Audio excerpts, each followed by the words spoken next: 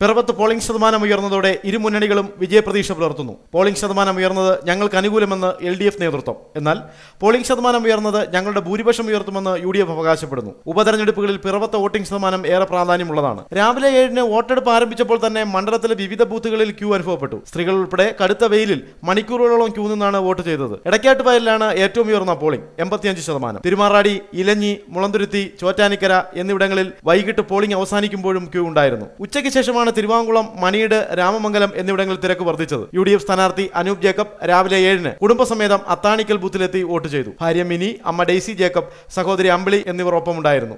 ജയിക്കുമെന്ന പൂർണ്ണ വിശ്വാസമുണ്ടെന്നും നല്ല ഭൂരിപക്ഷം ഉണ്ടാകുമെന്നും അനൂപ് മാധ്യമപ്രവർത്തകരോട് പറഞ്ഞു. LDF സ്ഥാനാർത്ഥി MJ ജേക്കബ് മണിമല ഗവൺമെന്റ് കോളേജിൽ 1 മണിക്കൂർ ക്യൂ നിന്നാണ് വോട്ട് രേഖപ്പെടുത്തിയത്. പിറവം ഇത്തവണ LDFന് അനുകൂലമെന്നാണ് ജേക്കബ് പ്രതികരിച്ചത്. നല്ല ഭൂരിപക്ഷത്തിൽ LDF തിരിച്ചുവരുന്ന കാഴ്ചയാണ് കാണുന്നതെന്നും ജേക്കബ് മാധ്യമപ്രവർത്തകരെ അറിയിച്ചു. തുടർന്ന് ഇരു സ്ഥാനാർത്ഥികളും പഞ്ചായത്തുകൾ തോറും പര്യടനം നടത്തി. BJP സ്ഥാനാർത്ഥി അഡ്വക്കേറ്റ് രാജഗോപാലും ബൂത്ത് പര്യടനം നടത്തി. പോളിംഗ് കഴിഞ്ഞതോടെ ഇരു മുന്നണികളും പഞ്ചായത്ത് തിരിച്ച് കണക്കുകൂട്ടുന്ന തിരക്കിലാണ്. പാർട്ടി ഓഫീസുകളിലും ബൂത്ത് കേന്ദ്രങ്ങളിലും വെച്ച് പോളിംഗ് ശതമാനവും കണക്കെടുപ്പും രാത്രി ഏറെ വൈകിയും പിറവത്ത് നടക്കുകയാണ്. News bureau, Piravom.